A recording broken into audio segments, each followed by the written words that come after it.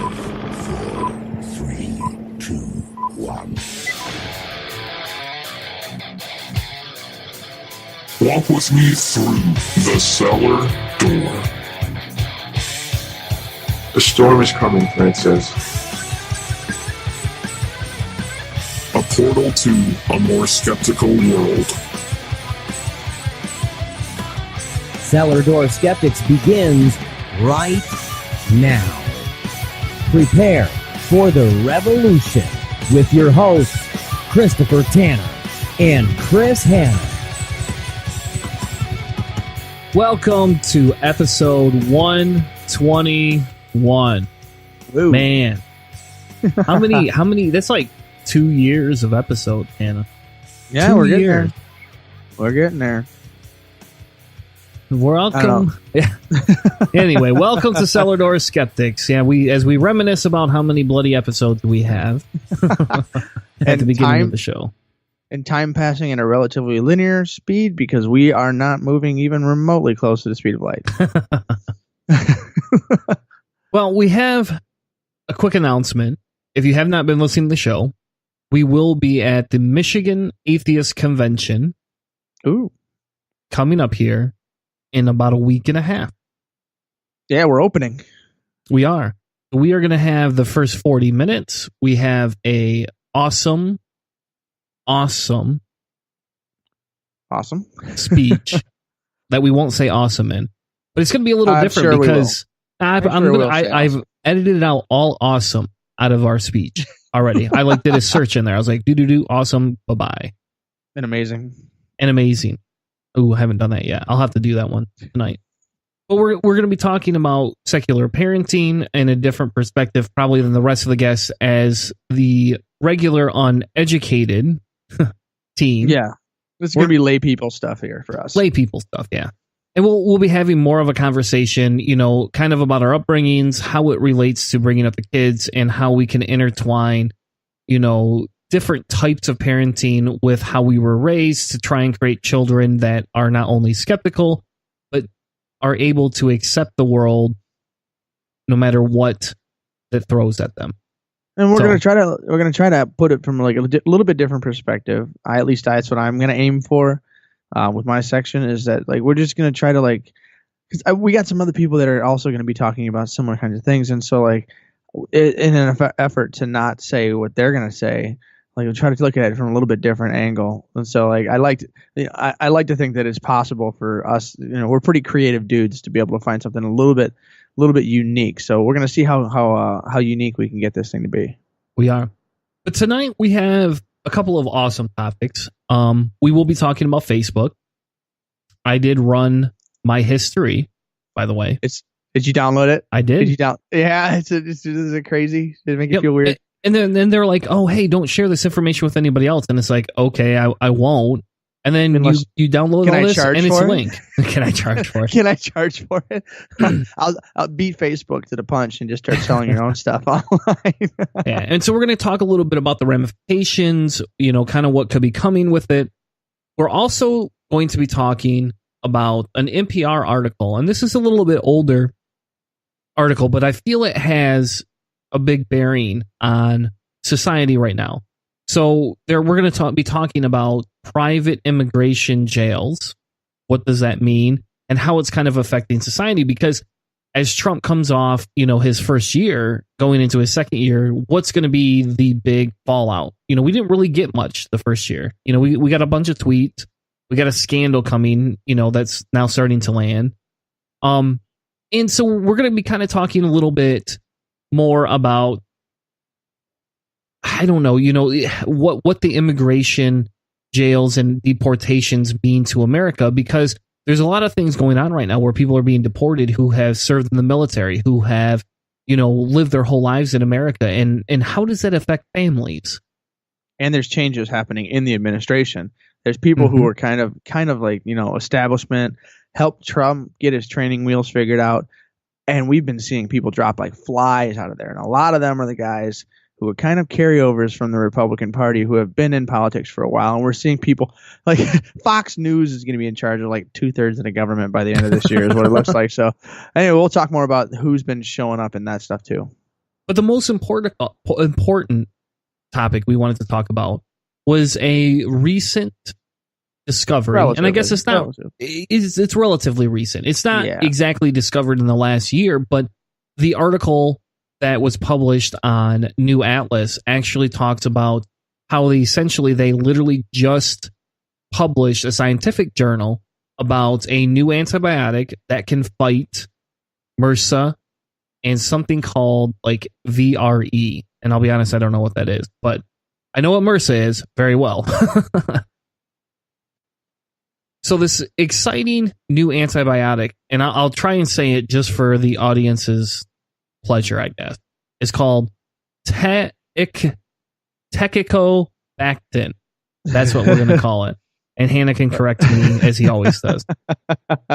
As far as I can see, it's like Texobactin, and I was close then. Look at that. Yeah, it had a couple letters in there, but it could be Teixobactin. But I'm gonna see if I can find a phonetic explanation or description of the word itself. But yeah, the big ones that it's going to be dealing with is MRSA, and that's it. But it's also it's a new antibiotic, so we're excited about that.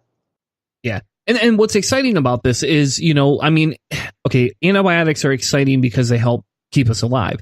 What's not exciting is what they've kind of done and what has been fed to a lot of the meat that we've eaten, and what has created in our life kind of, an oversaturation in the first world countries for antibiotics. And so what does that do? When viruses continue to evolve, oh, hey, look, evolution, when they continue to evolve the way they're doing, they're learning new ways to fight the treatments we have. So what does that create? It creates a lot of these super bugs, super flus, if you want to call them that are helping to kill older people, younger kids, and some of the homeless people, right? And so what do we want to do? We want to find new ways around this.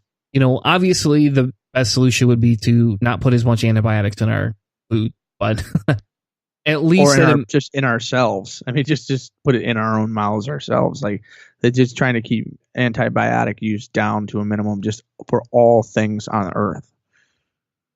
But one of the very important things here is the fact that we still do have MRSA. It does kill people with weaker immune systems.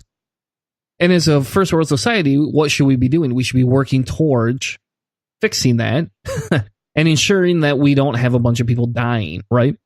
And so the reason this caught my eye is because what they're talking about is a synthesized compound that they've been used to treat bacterial infections in mice. And they claim this is a very important milestone to developing a new antibiotic in the war against resistant superbugs. So now this was actually discovered back in, I believe, 2015. I think it was 2015. Yeah. And they've been testing it and running it through different teams and different labs ever since then. Now, researchers from the Singapore Eye Research Institute have shown a synthetic version of this drug that can successfully kill, and I'm not even going to try and pronounce the scientific definition for MRSA in mice. They also reduces the severity of the infection, which was, I guess, unexpected. I guess they didn't think that it would actually reduce the severity. So think of it this way. If your grandmother gets the flu or gets MRSA, she has X percent of chance that she's going to pass away from it. You give her something like this, you're going to reduce the rate of mortality quite a bit. So that's actually extremely exciting, right? I mean, we're now all of a sudden going to be able to save. And I guess we could look up the statistic real quick. I mean, I bet there's a statistic how many people in America died of MRSA, and then how many died of, MRSA throughout the whole world. And it's a mortality rate. So I just Googled it. It has a mortality rate of 20 to 50% throughout the whole world. That's insane, right? For the people that get it, yeah. Yes. Yep. So if you get MRSA, there's 20 to 50% chance that you will die from it. It's a very, very strong disease. I believe that one's the one that you were talking about is Staphylococcus aureus. Yes. And there's an extra word there, keratitis. But what they're basically doing on this is this thing has been discovered, and they have to find a way to synthesize it. So essentially, we can create more of it in a repeatable production model. And so what they've been doing is they've been trying to find a way because they've discovered this new antibiotic, and finding new antibiotics is a big deal because these things are things that have evolved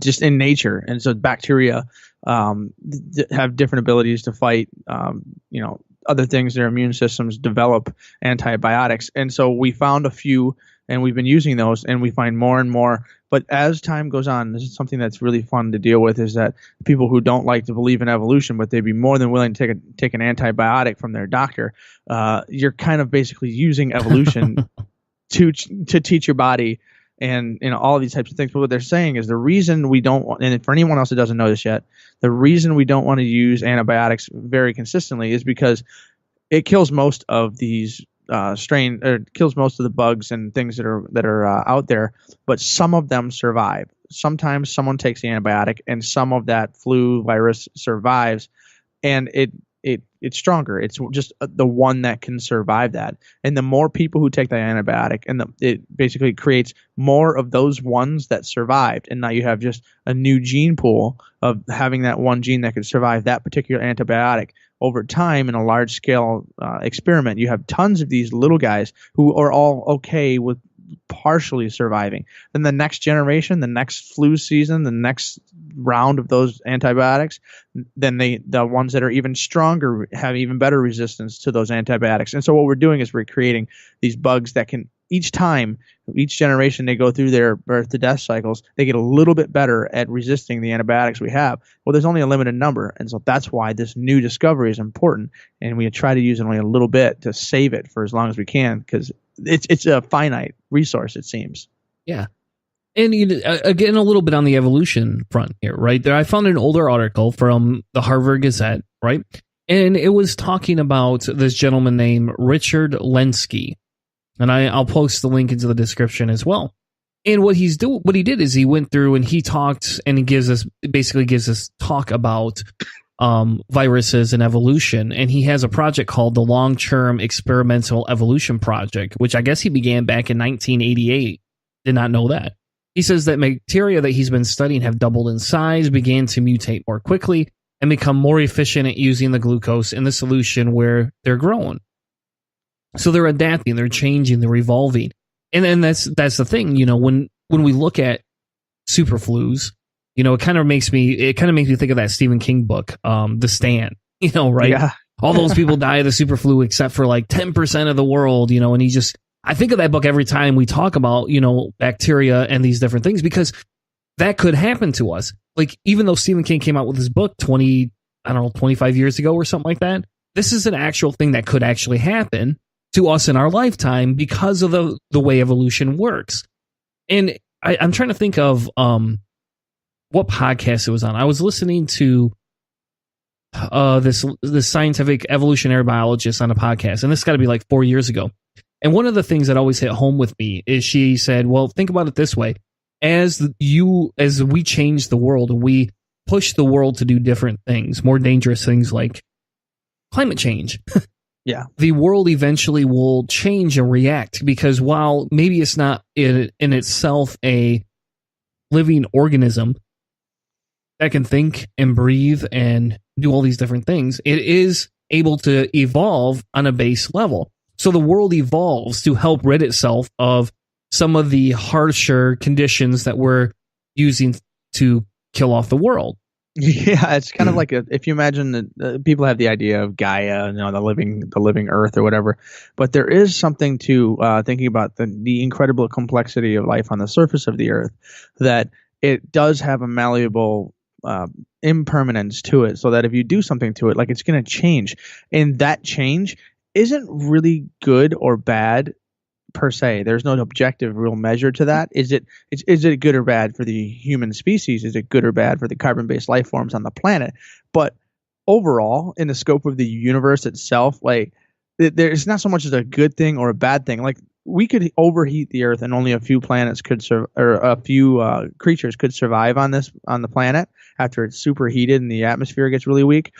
But that is just another state of the Earth, or it could go into a deep freeze and kill off everything again, and that also is just another state of the Earth. And so if we overuse antibiotics and we create a super bug that could kill just about every living human, that it's still not going to be a good or a bad thing for Earth. It'll be a bad thing for humans. And that's one of the things that we're trying to get people to understand here is like, you can't just think of it as, oh, whatever we do, it's going to be a good thing or a bad thing. It's just like, well, it's going to have a causal effect. We can do something and it's going to have an effect. You have to kind of treat it like the sterile scientific experiment that it is, because otherwise you get caught up in all of the emotional and the anthropomorphic nature of it. So it's like, why would humans do this, and can we do this? It's just, that's not really the thing that we should be looking for. Is what is the answer that we can tell? What does science say specifically will happen or won't happen, and what are the risks? Because otherwise, I always find that it's just, we talked a little too much about like how wide in scope, and we lose track of the specifics of what this argument is about, is using science to continue humanity on Earth. Exactly. And that's kind of the funny thing. A lot of people, I mean, you did that debate with Aaron, and that's got to have been like a year ago now, on evolution, right? And one of his big things was morality. Well, evolution transcends morality in essence, right? Well, it doesn't need it intensely. It's not a huge part of it. It has nothing to do with it. Well, it does a little, because like you can kind of sort of explain human groupings and like altruism by protecting each other because it's good for each other, to group together and help get food and stuff. But like that isn't so much like this special supernatural thing. It can be explained through evolution and science and those kinds of things. But it isn't inherently good or bad. It's just something that it has a consequence. You can stand on your own and live by yourself, but more than likely you'll do better if you do a whole family full of people helping each other out. Exactly. And so as the article ends, they talk about, there's still some ways to go. They have 6 to 10 years before they can start prescribing this to patients. So, again, when we talk about funding, where we waste our money, and I watch our government throw money into the garbage, about or the bombs, with bombs and drones and all these other things, we could be funding this research. What if we could start saving people well before the 6 to 10 year mark? Well, what about this? I've got another article in here for I believe it's College Times. It's I own specifically to a newspaper over in the southern Asian areas, because they talk about Dubai and Abu Dhabi and Riyadh. That's what it was. And it's basically they're talking about unregulated antibiotic use could kill 10 million people by 2050, essentially creating a superbug. All these in these super highly dense places, that in some of these areas you can buy antibiotics just over the counter like Tylenol. Like they don't know, or they haven't gotten the infrastructure together to help catch up. We here in the United States, we do have an affluent existence, and so like we can kind of afford to. Okay, well, we'll stop taking antibiotics and we'll have to take more natural, or we'll have to work on that stuff. In some of these other countries, like they don't have clean water. Like you have to take antibiotics or you will die. Like this is and so like in all these other places, like it's a big deal. They are still like we were when we first discovered antibiotics, and we didn't know that you could build resistance. They're taking them. They're taking tons of them. As far as I know, it's something like 80 something percent increase from last year to this year, the last couple years in India. And I mean, we're talking billions of people here using this stuff like candy. It's going to have an effect. And so we have to get the whole world on board, just like the whole world needs to be there for climate change, blah, blah, blah. Like this is a global situation. And this new antibiotic could be like a little guy we keep in our trunk to help us and protect us when we're driving cross country to the weird Stephen King islands of, what was it, Las Vegas and like Tennessee, where all the humans were, or Colorado. like Colorado, that's what it was. Yeah, so I mean, this new one's awesome. I love it. I think it's great. The science is finding new things, and hopefully there's more out there. But I don't know, man. I don't know if this is a big enough patch for that flat tire that we're driving around. Well, hopefully it is, because we're all about helping humanity and saving lives. We're going to take a quick commercial break. When we come back, we're going to be having a conversation about Facebook and their intrusion into our lives. We'll be right back with more Cellar Door Skeptics. Hey, this is Keith. And this is Jen, and we're from Not Another Atheist Podcast. You're listening to Cellar Door Skeptics. Join the revolution. If you'd like to join the ranks of Patreons and sponsor the show, head over to patreon.com/Cellar Door Skeptics. For less than a 20-ounce soda or an energy drink each week, you can help sponsor us, the hosts, and our charity of choice. Patreon helps Cellar Door Skeptics create better content, become better activists, and it's going to help you stay healthier by drinking one less soda or one less energy drink each week. Click the link in the notes of the show to sponsor us today, because we bring the discussion with the sources.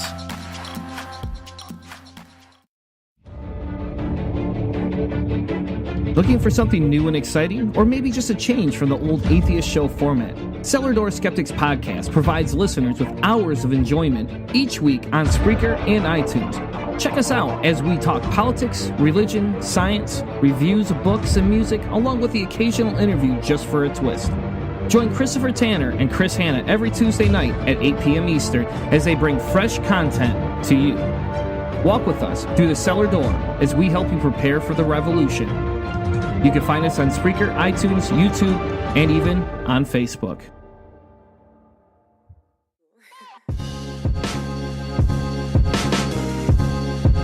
Hey, what's up? I'm Steve Hayes.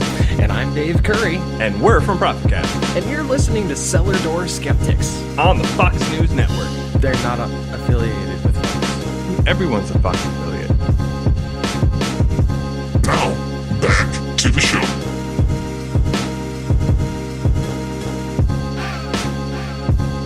Welcome back to Cellar Door Skeptics. Thank you all for sticking around through the first segment of the show, where we talk science. It's been a while. We don't always bring the science every time, and we gotta get back to that. You know, Well, that was kind of like a philosophical science, though. Like we had a couple of science names, but mostly it was just kind of like, what should we do, more than like getting into the science and physics and stuff that I like to do every once in a while. Yeah, well, we got to do that again. Yeah, we could do some more. I mean, if anybody's interested, do you like the science stuff that's more like pop culture-y science like that, or would you like us to break into stuff like when I had done the what was it? The first one was CRISPR, and then I did something with gravitational waves. Like, if you like it when it's really like hard and gritty science, because I find that's hard to do unless you have like something to look at and read along with the podcast or something. Because I mean, it's just hard to just listen to numbers. Yeah, that's true. Quick note for everybody listening. If you missed it at the beginning, we're at the Michigan Atheist Convention, April 7th. We'll be the opening speakers, but we will be there all day to hang out with you. If you do come down and you want to stay or come down and hang out Friday night, I will be down Friday night as well. And I will also be around Sunday morning as well. I believe they have a Sunday morning event that I will be in attendance for as well. In the upcoming months, just kind of a quick snippet for the show, we have an old friend that wants to join us again, because he's a glutton for punishment. And we thought it would be a kind of a unique take on a discussion with a Trump supporter. So what is one of the things that a lot of people hate right now? Trump supporter, right? You know, I mean, people can be very infuriating to have conversations with. It's very hard to empathize with those that supported Trump, honestly. But we thought we would give it a shot. We'll bring somebody on that may provide a perspective and hopefully have an intelligent dialogue about why they feel Trump is doing amazing. Oh, I don't even like to dirty that word. But why they feel Trump's doing amazing, whereas I'm probably going to be of the little bit opposite spectrum. Probably. We're not certain. We're pretty certain. And him and I actually had a good conversation last night for about a half hour, talking about kind of what we would talk about on the show. I probably gave away a little bit more than I should have, but it's not going to be a debate this time. It's going to just be an open dialogue. He is not troll-like, so you don't have to worry about that. But I thought that would be an interesting take to have a conversation with somebody that genuinely sees that side of life as the most important thing that's happened to America in the last, let's say, 20 years. We also have an author called Hector Garcia, author of Alpha God, and he's going to be on the show in the middle of April as well. And that's going to be a very fun conversation. We got to read his book in advance, and we're going to be having a conversation with him about his new book. So, important things to look forward to. But while you're waiting for those things to come out from Cellar Door Skeptics, you can begrudgingly use Facebook or delete your Facebook account after the most recent onslaught of articles that continue to berate our infrastructure here. So, if you didn't know, Facebook has been accused of basically stealing people's information, selling it out, and how they had some poor security features that allowed for some of the information to be taken. So, a lot of people are going to go, well, I can't believe Facebook would do this. I don't know why anybody would think that that's not possible. Whether it's ethical or not, I don't know. We could talk about that in a few minutes. But we shouldn't be super surprised in this day and age that the internet is stealing our identities and our personalities. Now, nobody, in fairness, has used it for extreme malice content per se on a larger scale. Individuals have, right? Individuals have stolen personal identities. They use them to screw people over, to create fraudulent acts. But in terms of a larger corporation, they're selling your information just to target you with more ads. And it's kind of funny because I have a friend who basically says, I hate Facebook. I'm never going to use it because I swear to God, every time I turn around, if I Google something, guess what? Facebook sends me an ad for it. Yeah. In all reality, that's really the thing that we as a people have learned what the Facebook business plan is at a little slower rate than some of the other people have. So, the internet, it's free in most cases. Some websites and things are pay to play, and they're generally not liked by the mass of people. People on the internet want stuff for free, and that's kind of the way the system was set up when, on the whole, the internet decided that it was going to make its money by advertising. It started in back in the dial-up days, but that was when they decided, through the people who were in charge, that advertising was going to be the way that they would make money. Eyes on screens looking at ads. And if it had gone differently, we would probably have something like cable television on the internet. Everybody would, a lot of the net neutrality fears that people had, where Comcast would have packages and groupings, like there's all kinds of different permutations of what it could be. But since we don't have that, since we don't have a buy the Google package with all of the Google umbrella that you would pay per month or whatever, we don't have that. We have ad-based websites. And the only way these companies make any money is one, by you seeing those ads on there, but how do they track that? They have to take the data in. They don't have, the ability to take your webcam and see what your eyes are looking at yet. That's something that some places, that's how Stephen Hawking used to communicate, was looking, and the screen would follow his eyesight. But they don't have that yet. And so what they do is they take any data, any interaction that you do even remotely with that website, all that gets clicked and linked somewhere. Anything you put into it, anything you connect to it, phones, anything, all that stuff goes into the system, and they can use that to sell. And you have to, in the little end user agreement, when you sign in and you first start your account, you give all that away. And so most of us are just like, yeah, whatever, Facebook, it's a benign thing. It puts crappy ads up. We're learning now that its business plan is to sell data. It's a data collection service that gives you a fun little website to put stuff in. But they make their money. They lost $100 billion this week, which makes me it makes me happy. I know it does. But that's the thing, is people are realizing this isn't, Facebook isn't a social media company. They're not. They're a data management and data seeking sales company. That's what their money is. That's their business plan. Yeah. Now, I don't know, Hannah, do you feel that Facebook has always been like that, or do you feel that they had an honest start in an effort to try and connect people through a free medium?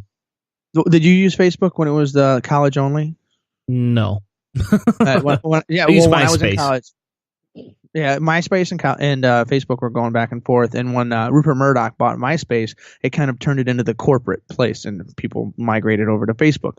They had more pictures and more things that you could do. You could post more stuff on Facebook. But when it first started off, it was the only way you can get onto it was if you had a college edu email. That was the only way you can log into it. Then they opened it up, and everybody got upset because MySpace was the same way. The only way you could get on it is there was a thing where you had to be a certain age, or I don't remember exactly what that was, but Facebook had a grouping, and they opened the platform. This used to be something that was kind of controversial back in the days. Like, open the platform, let anyone on. So then people were like, grandpas and moms and dads and little sisters are going to be on there. And so it opened the network, and Facebook was pretty clean and clear, and there wasn't a ton of money at that time because they weren't publicly traded. And so it's until they were basically publicly traded, a public corporation where they had investors, and they had people that, I'm putting money in. I want to see how you're going to give me a return on my investment.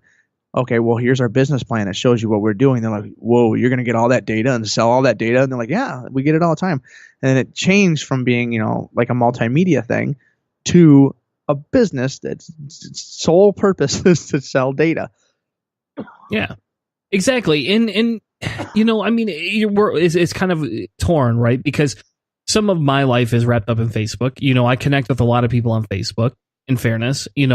I've met a lot of amazing people on Facebook. Hannah's kind of one of them, in fairness. Wouldn't have known Hannah without Facebook. Well, I guess I could have known you through email. We would have met. Well, we would have met through the email because that was how everything was started.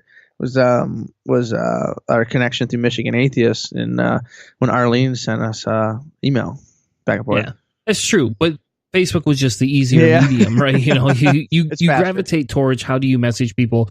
And the one thing about Facebook back in the day is it didn't have your phone, so him and I could talk, and he didn't have to have my cell phone number if I didn't want him to have it, and that was kind of the ingenious side of it. But now we learn that not only have they been storing data, which again we really shouldn't be that surprised, but they're storing all this data. What are they doing with it now?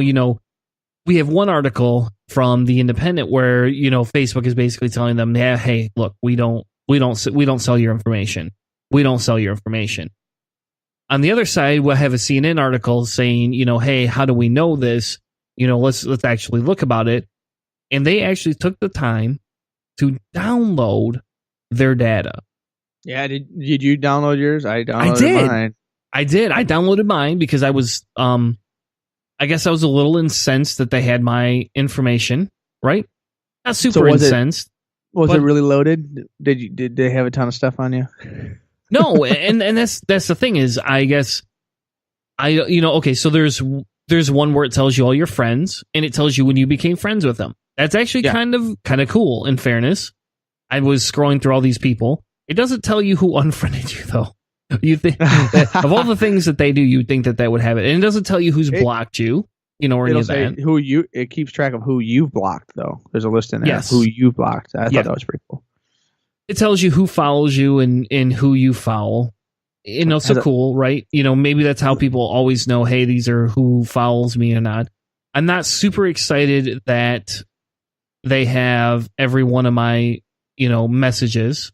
That was insane. When I saw that they had every single message I had ever sent on here, I thought that was pretty intense. And then every photo, all of that. That's a pretty deep well. Exactly. And the photos I was a little excited about because I was like, hey, holy crap, look, my kids are young. I'm old. I was like, holy shit. That was the one thing I was like, this is awesome. I wanted it because I could get you think about it, just like all these awesome photos and all this stuff. It's like, oh man, you know how long it takes to like click on each one and hit save? And they were like, yeah, you could download all your photos in like a minute and a half. I was like, what? That's perfect. This is beautiful. This is a great service. Yeah. But some of them, and this is one of the arguments in there, there's certain Facebook conversations I thought I deleted that have not. Oh, yeah, no. Well, it's the same thing like with the Google Drive. Like when you delete something, if you go into your Google, there's a way to undelete everything that you've ever deleted, which means that it's still there. Yeah. And you just sit there and you look at that and you go, that's not cool, right? Yeah. Yeah, that's kind of what the thing is here. So like we have a thing with Facebook, and we're just like, well, why are you doing this? What are you doing? Well, then people are slowly realizing that this is their business plan. And then there's another thing where it's like, well, Google is even worse because they are the king data accumulator. My profile and information on the internet is way deeper and has way more data points in my Google stuff because of all the Google things that I've had, and I've basically been an Android user for years and years and years. And so like that is a huge number, even more inclusive than the Facebook stuff. And so like, but also it's just if anybody thinks they're putting stuff on the internet and that it's in any way safe, I mean, this is a great wake-up call because I tell my mother this. I tell anyone and everyone that I know who's susceptible, who could have a problem, is just treat every single person on the internet or website as if they're trying to steal from you and as if they're lying to you. If you do those two things, you will at least double think about whatever personal tidbit you're about to dump into the system. And I mean, it might slow you down a little bit. And that's really all you can do unless you only use encrypted pay-to-play sites. Then you will be protected. Exactly.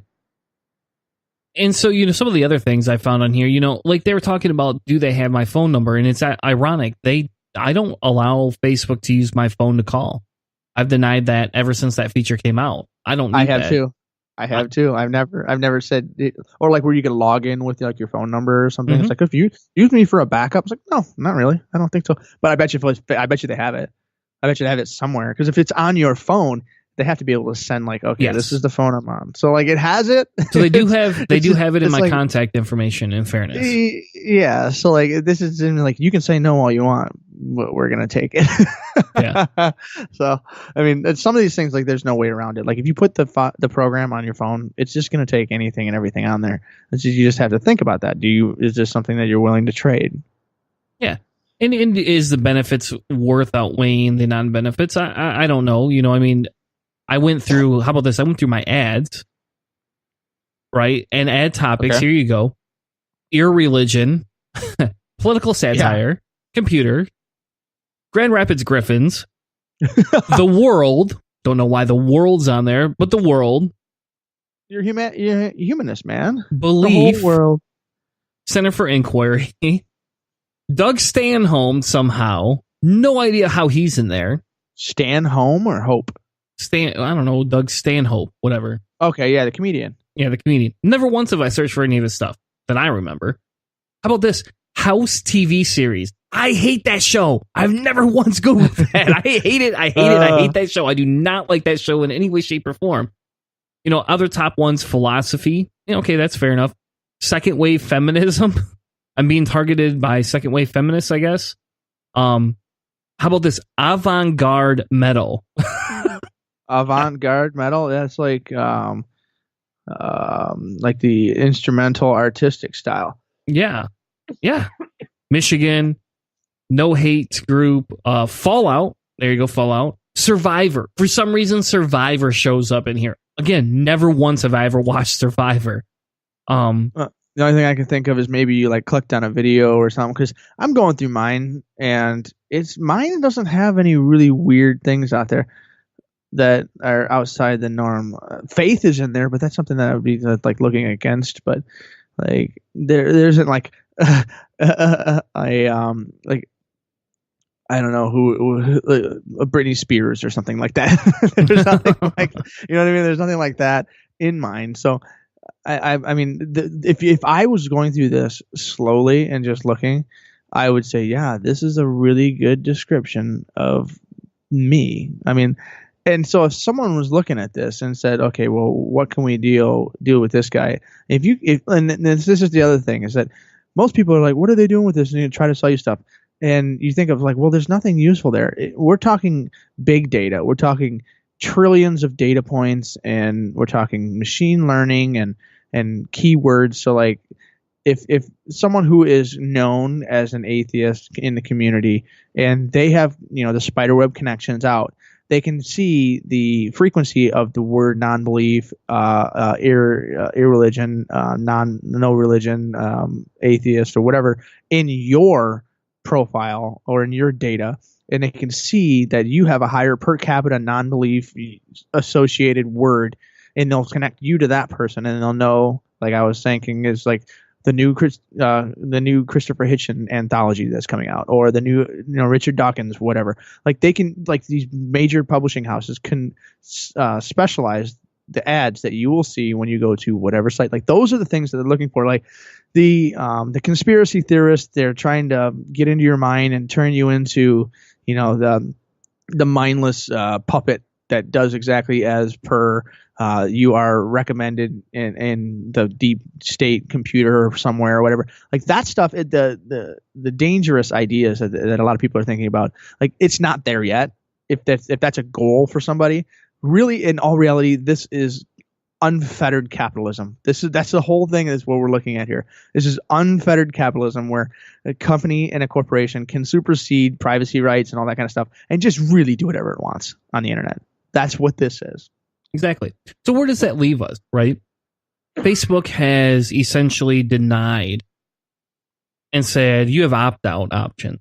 And it kind of feels like Apple when they, Apple had that thing, I don't know, that's got to be like 8 years ago, where all these new contracts came out and people, South Park had this big, episode about making fun of Apple because essentially you have to sign your life away and become a subservient, human to Apple, which I don't agree with. That sounds about right. But, I mean, in fairness, at least Facebook's selling Android users information before Apple users. So just saying, probably Apple's a little bit more secure. But when we, no, I would say it probably is. I mean, in all reality, and then like some of the stuff is just like who and what Facebook is selling that information to. Like we know of one, this Cambridge Analytica, that is doing this stuff for relatively nefarious purposes. If you think a conservative group trying to support a conservative they're politician, like, we're not going after that Chris and Chris from Cellar Door Skeptics. They're not going to be receptive.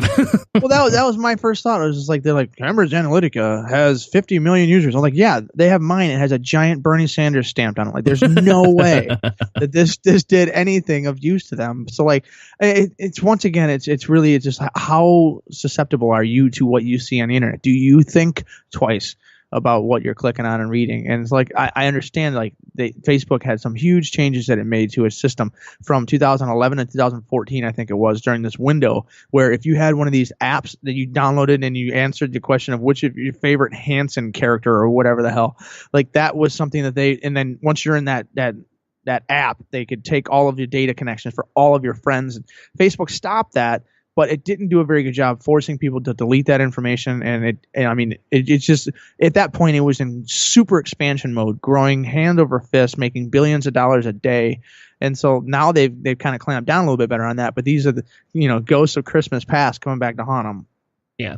And, one of the things, as we wrap the segment up, they talk about, a Washington Post article came out yesterday that talked about how Zuckerberg is going to go testify. And some of me is kind of good or glad for that. Is he going to testify? Because I heard he wasn't going to go to England, and because that's where they just asked him. They said that he's only sending his cronies to England, like his top execs. And the I haven't House heard anything. Energy and Commerce Committee has started to set up panels to have him testify in front of Congress, I guess. So they want him to. Has he confirmed? I hadn't seen him confirming that he will actually go to the Congress or House. I have not seen an official Facebook release saying, yes, we will go. But because he won't. He has never done it. He always sends his top execs. I don't think he will here. I think he will have to be subpoenaed. I really think they'll have to use legal power to get him in front of their committees. Yeah, and he did, in fairness, he did tell CNN last week that he would be happy to go have a conversation. But again, as you see, he's sending cronies overseas. Is he really going to do the same thing here? I don't know. Yeah, well, he said he would be happy to go see the House Commission or whatever, and Donald Trump would go talk to Robert Mueller. You know what I mean? Like, I'll believe it when I see it. I really will. Like, I'm just skeptical that, the dude has nothing to gain by being transparent anymore. Like, he's going to lose money no matter what he does if he shows his face in public. And so this is just send lawyers. Yeah, and maybe that's what he's going to do. I don't know. I guess we'll see. We'll see what he's going to do, because if he genuinely wants to make a difference and doesn't care about the money, then he'll show up. He should show up. That's just what he should do. Yeah. And he has appeared, like I said, on CNN. He did appear on CNN. So, and he did answer questions for a couple other organizations like Time, Wired, the New York Times, Wired, CNN. So he has made some appearances, but I think the jury's still out on whether he's actually going to come in one piece, what's going to happen, and is there going to be any actual blowback outside of his stocks falling, from this. and the sad thing is when we look at it, right, he's another rich white guy who started a tech company, who's probably not going to go to jail. And in the long run, it's just going to be a bunch of shareholders that lose the money, and we're all going to suffer because they're going to screw us somehow for losing all that money. Yeah, I just hope what they do is they do something like the U.S. could mimic something what the Europeans did. Basically, what the Europeans did, whenever you go to those weird websites, you start a new thing, you have that huge end user agreement, blah, blah, blah. It doesn't make any sense. It's written in legalese. In the European Union, they just basically created a standard. This is the basic one for everything, a one size fits all. Here's what we are going to do with this information. It's a transparency requirement. And it's designed to protect the user's information. And I mean, we may have started the internet and monetized it, but other places in the world are doing way better things with protecting its users. And I would love to see the U.S. find some way to do that. But since we just decided to go ahead with, reducing net neutrality and giving these corporations even more power on our internet, I have a hard time believing that'll ever really happen here. That's very true. We're going to take a quick commercial break. When we come back, we're going to be talking about private immigration jails right here on Cellar Door Skeptics. Hello, I'm Miss B. Haven. I'm Demanda Wright. And we're promoting secular feminism. And you're listening to Cellar Door Skeptics. Considering how you want to help Cellar Door Skeptics, head over to iTunes or your favorite podcast app and give us a rating, because every rating helps push us in front of new listeners. And since our main goal here at Cellar Door Skeptics is to provide the most accurate information possible, we hope that more ratings will mean that more people get to hear the topics that we're presenting. We don't insist that we get a 5-star rating, but Hannah's favorite number is 5, and the more gold stars he gets, the more special he's gonna feel. So what do you say? Head on over to iTunes or Google Play, give us a rating, and help engage with Cellar Door Skeptics today.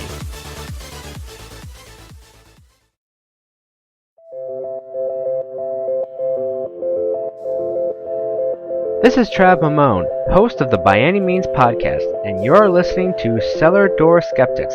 Prepare for the revolution. We have cookies. Now, back to the show. And welcome back to Cellar Door Skeptics. Now we've had a great... Why'd you leave? Why'd you leave? We just had a commercial, Hannah. We just came back from commercial. Right. Yeah, Did you forget we went to commercial?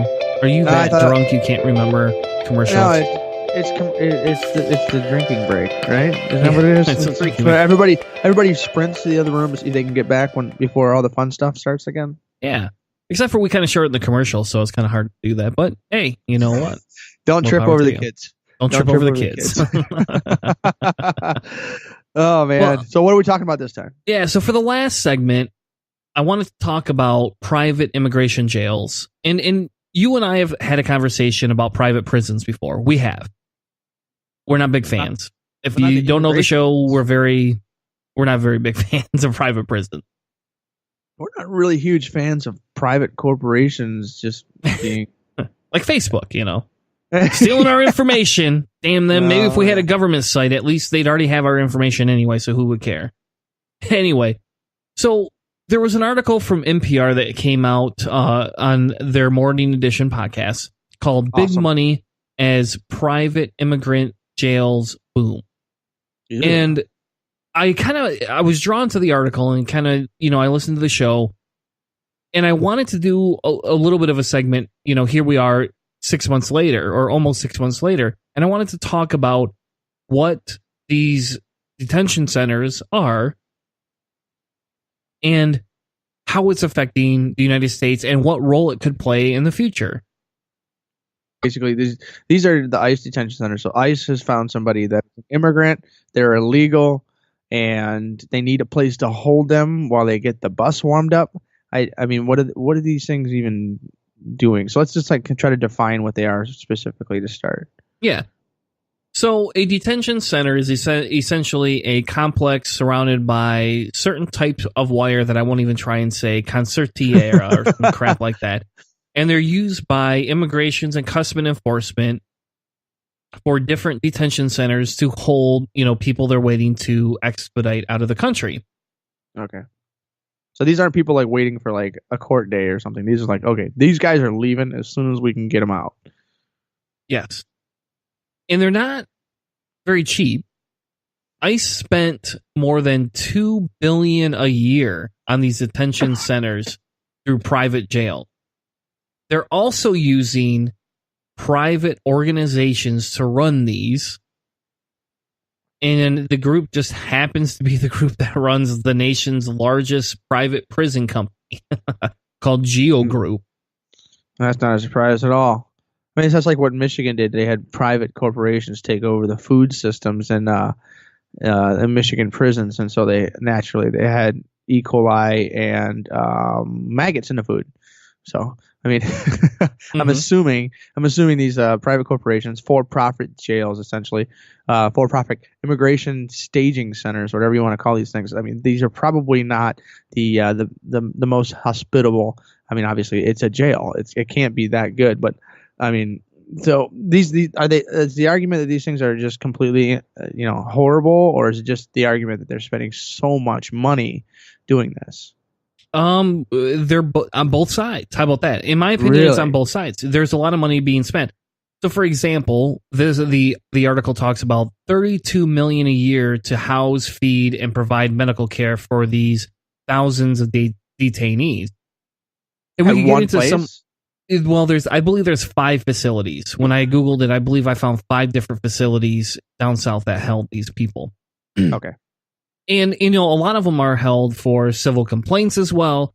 And people are just waiting, for immigration type statuses, right? Yeah. But they're being ran like prisons. Now, in fairness, Geo strongly refutes these claims like any good corporation would do because, they can't admit to any wrongdoings. But until forced to in a court of law, exactly. They're never going to say that they do. Yeah, that makes sense. They're paying people $1 a day to do labor. They're allowing them to be raped and violated, not caring about what happens to them. They are allowing, essentially allowing them to be, slaves, kind of like what we do with some prisoners to help feed the workforce. And everybody's probably seen the video where it basically has the underwear, and you're like, oh, do you get your underwear from this corporation? Well, by the way, that person in prison is making $1.42 a day, and you're essentially giving all your profits to this organization because we have prisoners making your clothes. So these detention centers are actually doing essentially forced labor or whatever, making these people work while they're in detention. I didn't know that. I thought this was just, like horrible conditions staging area. So these are actually much closer to an actual prison than just a staging or detention center. Yes. Again, they claim that these things aren't happening. And the $1 a day is the rate that's set by ICE. So therefore, they should be allowed to only have to pay them the $1 a day. Now, well, I would say just like what kind of oversight then is because like that's one of the things that they're talking about here is this is the private corporation situation. So when it comes to a private corporation running your federal prison or your federal detention center, because ICE is a federal branch of the law, like how good is the oversight going to be? Because it sounds like it's not doing so good, which is something that is a common theme when it comes to privatizing federal situations and federal funding and those types of things for this. Like when private corporations take over these detention facilities, the oversight needs to be there. Otherwise, the private corporation whose sole interest is to make money, not take care of these people, because they don't make money based on how happy these guys are. They make money based on a series of metrics and that's where they get their money or a contract or whatever. So there's the bare minimum this corporation can do to maximize its profits is what it's going to do, because that is what corporations that are private capitalist functioning entities do. And so the oversight has to be there, and it doesn't seem like the ICE is overseeing this as strictly as they could to make sure that these people are being treated humanely, because they may not be citizens, but they're still humans. Yeah. And while I understand that maybe if their immigration status is in question, why are we treating them like criminals? What happened to the innocent until proven guilty here, right? And I don't know. I mean, maybe it's a little easier in these types of situations to prove it. But we did a show, I don't know, about 2 months ago where we talked about that, where there was some mistakes. There was mistakes in deportations. And we want to sit here and how do we know any of these people in these private prisons are getting a fair shake or not?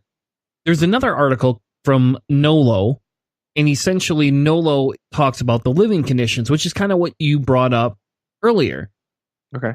Men and women are housed separately. There is a few family detention areas, but primarily women are housed and child asylum seekers are housed separately. Not only are detention centers like prisons in many cases, they are actually housed in correctional facilities, which are either operated by the federal government, the state, or the private company, which is what we were talking about.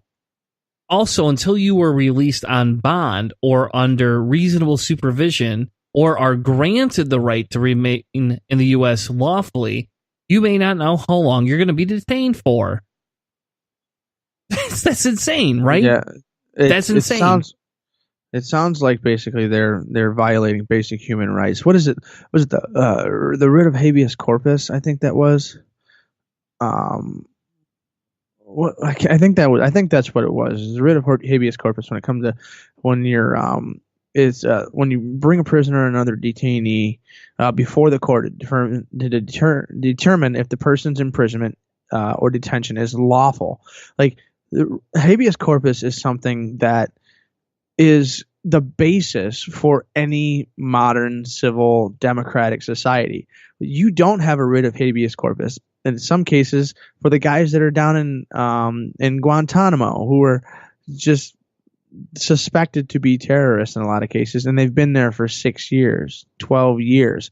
Like, these people who are immigrants, they have basic human rights, and being imprisoned or put in detention is something that has to be verified. It has to be, you may not be a citizen, but it's also something that needs to be, it needs to be very specifically spelled out so that know that you're not violating basic human rights. I mean, there are things in the UN convention that would probably describe this a little bit better.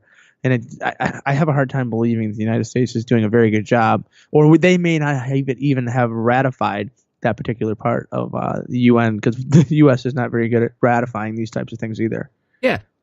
Your privacy is limited. You have to wear a jumpsuit. You're got armed guards around you. You sleep in a public room. You don't have a private area that you can go. You can't leave the detention center. You can't make international phone calls. You can't receive phone calls. All you can do is make outgoing calls. And, oh, by the way, they're at the exact same rate as inmates in a prison facility. So, again, how is this any different at all than unlawful detention? It's just insane to me. Well, the big thing is, I guess what the argument is that, these people are going to come in and they're undocumented and they're just going to disappear, or they're going to come in and they're going to break the law. And so, just to be safe, we'll hold them until we either kick them out of the country or give them the okay. Well, I don't know if anybody is familiar with this, but if you come into this country legally, it can take 12, 15, 20 years to get your citizenship. There are a bunch of people in places like Afghanistan and Pakistan that have been waiting 10, 15 years to get their green card so they can come over here. And when President Trump came in and basically put the travel ban on, he killed those processes for those people getting over here, and it just shut down. They've been waiting for a decade, and it just said, well, we just changed our policy. You don't get it in. Like, that's how long this takes. And so people are, willing to circumvent and cheat because it's so insane as far as the length that it takes to come in there. But the other thing is like, how can these detentions be legitimate if it takes 10 years to get into the United States, and let's just say you're an immigrant who is completely and totally valid and should be given citizenship. You just came over here because you were running for something. So you're an asylum seeker. How long does it take for you to get that? Years. Are you going to stay in jail for those years? There's a huge backlog to these kinds of things, and there's immigrant advocacy groups that are trying to get the UN Assembly to talk about the writ of habeas corpus and basically protecting little American children who've been held with their immigrant parents or taken from their immigrant parents because of all this insane policy that we have in the United States. It seems like it's dangerous. It really does seem like it's dangerous. Yeah, and the big thing here, right, is how they're treating people, like you said, and they could sit there. Is there other ways that they could go about living, right? If you're innocent and convicted guilty, why would I give them ankle monitors? If they came here illegally but are able to seek legal, asylum, or they're able to seek legal immigration, why not at some point give them an ankle monitor and let them go do what they need to do? Those are very effective for people like drunks and other people that need to show up to court. Those are a very effective method. Do they always work? No. Yeah.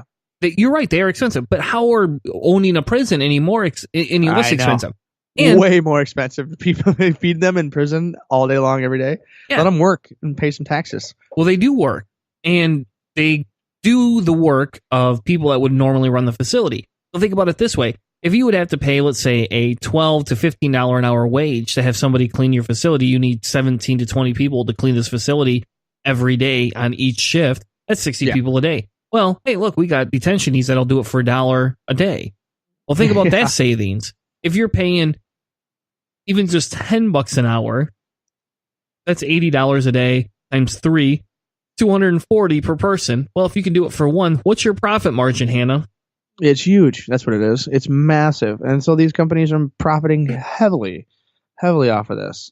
So at minimum, and on a minimum status, and I don't even agree with this that much, but on a minimum status, we should remove private prisons and institute federal prisons completely all across the board if that's what we're going to do. Because for Christ's sake, if we're going to save money on taxes, we shouldn't be putting it in the pockets of these other people. Why not put it back in the pockets? And again, this goes back to, if you're a libertarian and you support this, what is your problem? I don't understand it, because you're allowing all these private corporations to take our tax money and make millions of dollars off it, if not billions. And you could turn around and say, well, the federal government might be less efficient, but at least all these other people aren't going to profit from this. At least my tax dollars will be less going to this than they would to that. And there is a study that they even did that basically says private prisons are not reducing the costs for these detention centers over federal funded ones. There's no incentive to decrease the costs. If it gets paid, why would you cut your costs? There's no incentive there. There has to be an incentive to reduce costs. That means competition. You have to compete with other prisons for the money, which I don't even want to talk about, having a market economy in prison in people and prisoners. That sounds absolutely horrible. But in the end, we both generally agree that privatizing things like prisons it's just rife with problems and errors and can cause all kinds of trouble. I want to change it real quick. If you are curious about how many of these facilities are around you where you live, we've got a link on here. It's ice.gov/detention-facilities. And the link's in there, but I just wanted to read it out loud. Anyways, there's 3 of these things in Michigan. One in Battle Creek. There's more than 5? There's 3. Oh, they're all over the country. Go to this thing and look at it. It's insane. There's one in Battle Creek. There's one just north of Toledo. And there's one just off of 69 right before it goes into Canada. I don't know what city that is. I can zoom in a little bit and see here. Marysville. It's real close to Sarnia in Canada. And then and the other one is what city is that? Monroe. So Battle Creek, Monroe, and St. Clair. Yeah, in St. Clair, that's what it is. It's I mean, there's 3 of these guys in southern Michigan, and obviously, I wonder if those ones on the border of Canada are full of Canadians or not.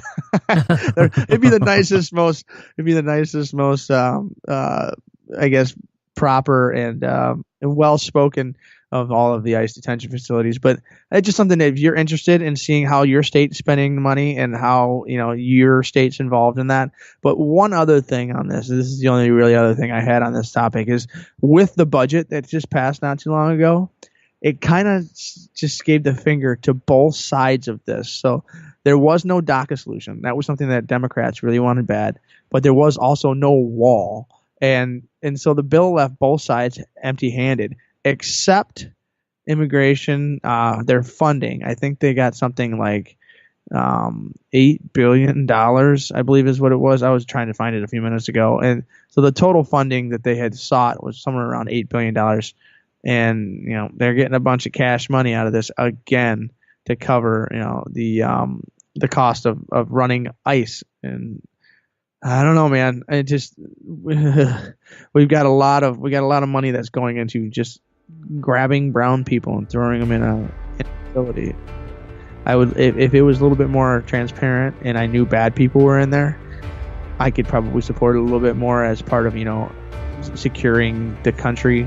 But I really think a lot of good people, like the neighbors I live next to, are going to get caught up in stuff like this.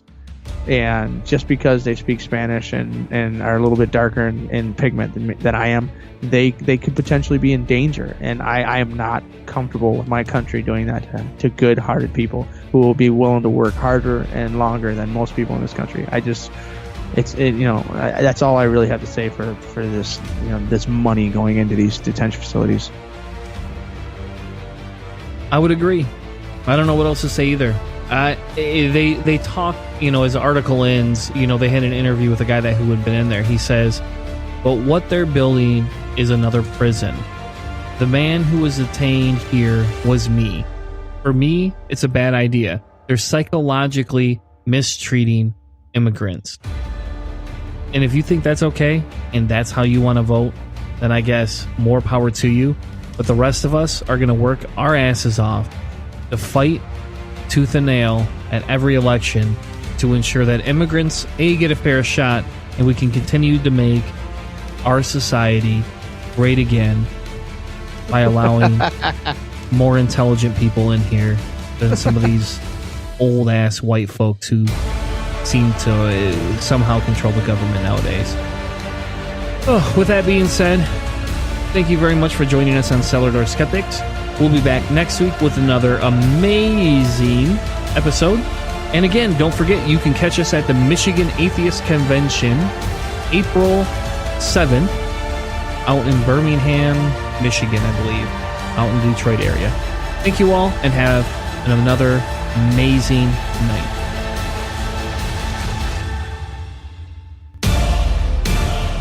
You've been listening to a presentation of Cellar Door Skeptics. Check us out on Spreaker, cellardoorskeptics.com.